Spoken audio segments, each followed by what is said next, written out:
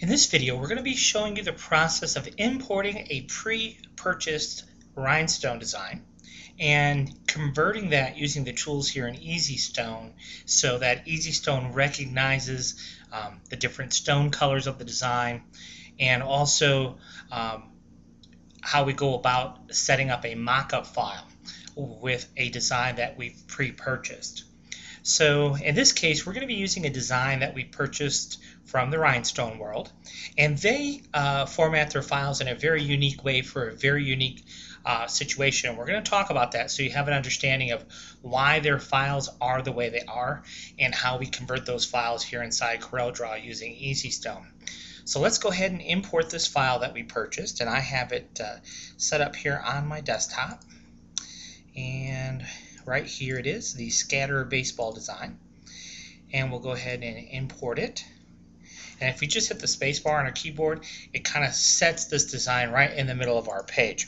Now this is what we get from the Rhinestone world. Now we do want to pay close attention here to our object manager. When I click anywhere on this yellow area, you can see over here in the object manager right now it's a group. Doesn't really say that it's a group, but it is a group, and you can see all the individual elements within that group. So if I just were to right click on this design, I can choose ungroup or I can choose ungroup all. As a general rule, when you are ungrouping, we want to choose the ungroup all. Let me see if I can explain the difference just so you have an understanding, because it is kind of important. If I go into wireframe mode here, do you see that the baseball and the little scattered pattern around the baseball, really they're two separate files? Well, we could have these scattered dots grouped with the yellow box around it, and then we could have the baseball with its box grouped, right? So we have two groups, and then we could actually group those together, creating another group. All right, so and I don't know exactly how this file is set up, but let's just choose ungroup all for a moment, or just choose ungroup. Okay, so now I've chosen ungroup. So if I look over here in my object manager, I see curve, curve, curve, curve, curve, curve, curve, curve, curve, curve, curve. Let me explain to you. Let me just take a moment. It's kind of off our subject, but as long as we're talking about grouping and ungrouping, let's understand the difference. If I group this side together, okay, so now I have just the box and the scattered dots, group it. Then I take this, the scattered dots of the baseball and its box, group it. So I have two groups now, right? Now what I could do, if I were to take this and snap it right there, what I could do is take those two and group them together. See, it says group of two objects. So if I were to right click and choose ungroup, I still have my two separate groups that I had created previously. But let me show you the difference if I choose ungroup all. Now if I choose ungroup all, now I have no groups at all. You can see they're all individual dots in the object manager. So that's the difference. So if you have nested groups, that's where ungroup all comes in. Now let's go back to enhanced mode here. All right, let's go back and open up EasyStone. There's EasyStone. So let's say that for my baseball, I want those dots to be red. Okay, so I'm going to select baseball, and I'm going to come down here, and I'm going to choose from my list light cyan. Now when I choose rename and fill, now notice I don't have the box around baseball selected. I just have all the itty bitty dots. And I choose rename and fill. And all it does is it changes my dots. Not only does it change them to a red fill, as you can see, but if I select those dots, look over here in the object manager, see they have a specific name, which in this case it says light cyan. Okay. Now over here with my scattered dots for my other baseball, let's say I want those to be crystal. So I select all those. But notice on the right here, I'm not completely covering the yellow box. I'm coming right to the edge so that the only thing that's selected are my dots. You know, I could give them an orange color and you could see, okay, yep, just the dots were colored, not the orange or the yellow box around it. So I know I have just what I want selected. So now if I choose rename and fill, again, see where it says standard crystal? So now I know those dots are crystal. Now, here's the thing that's important. All of the download files from Rhinestone World, they'll all be color separated. Well, for our purpose, in order for us to create a mock-up design, we then have a little bit extra work because we have to bring these two designs together. Now, because we have these weed boxes, think of this as your sticky flock. Okay, so I'm going to select this box and the dots with the inside.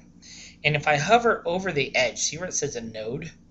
Well, if I click it right there where it says node, I can pick it up and move it, and I can snap it over here so it says node. See how I've done that? Now, because we have things sitting right on top of one another, we can't see our underlying baseball word. So we're going to delete one of the yellow boxes. And ta-da! Now our baseball lettering is sitting right on top of the design that we want. Okay? So that's good. So now the background, let's tell you what, let's just delete it. All right, and let's add our own. So we'll go over here to miscellaneous, add weed box, adds a 1-inch weed box around it. Now we can really see what's going on. So then the next step, if we wanted to create a mock-up, usually what I do is I always make a duplicate first. Now the way I did that is I just select the whole thing, left click and drag, right click. That makes a duplicate. There we go. So really easy to do. Then I'm going to select all of my dots. And then I'm going to come to my Stone tab and choose Simulate. And what that's doing is just replacing each individual dot with a representation of a rhinestone image so it looks more realistic.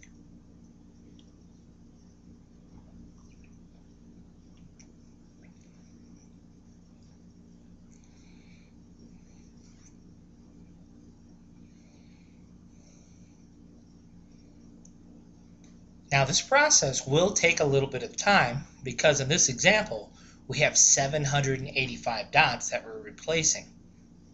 So the computer does have a little bit of time to process this. The more dots we have, the longer it takes to process.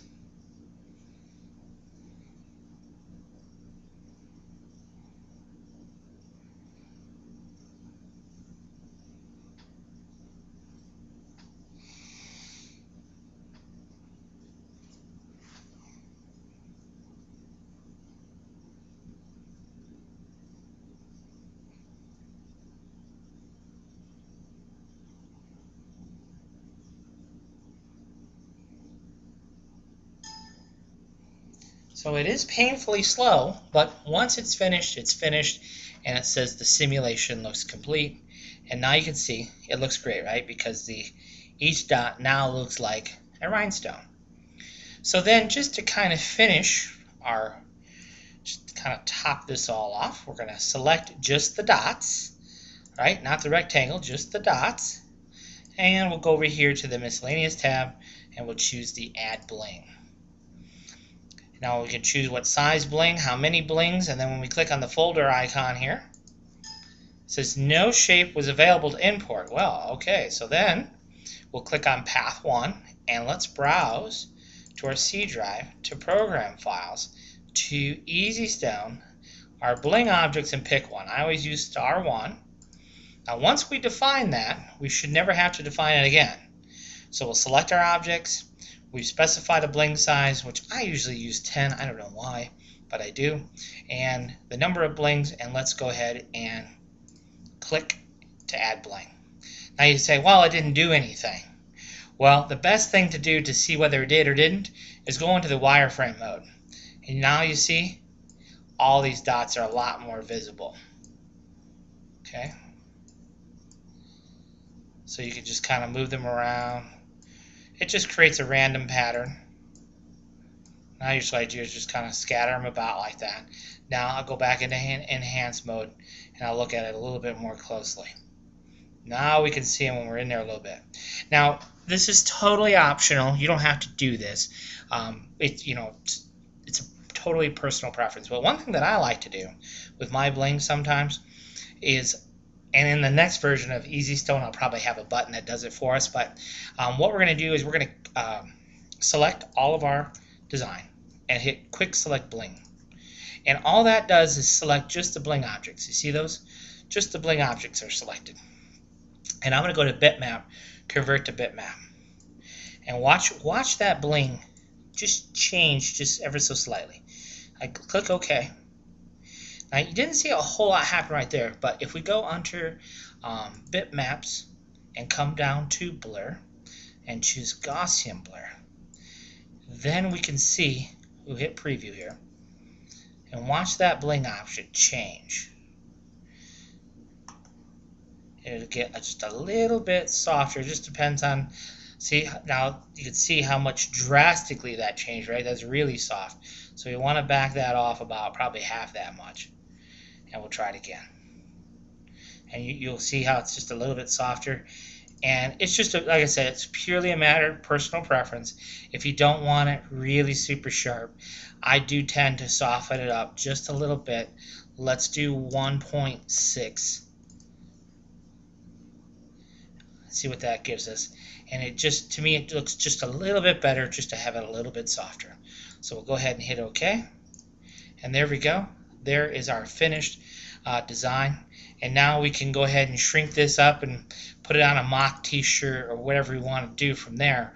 But that gives you an understanding of how to go about doing your mock-ups. Now, if you have a design where it's already one color and you want to color separate it, what we can do is we can go ahead and close this out. So in one design, we just need to select one of these red dots, come over to selection and hit mark selected object, and then just make a selection and say create a selection based on the fill, and then delete. So we can delete all the red objects from that one.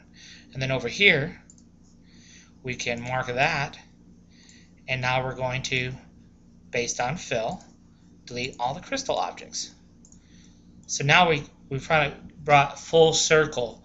So now we can cut each one of these individual templates, and then we also brought those two together to create our mock-up image. So hopefully that gives you a better understanding of how to use your pre-designed templates and bring them in here and change the colors up so Easy Stone could recognize every dot as a stone in order to do your simulations and what have you. Thanks for watching.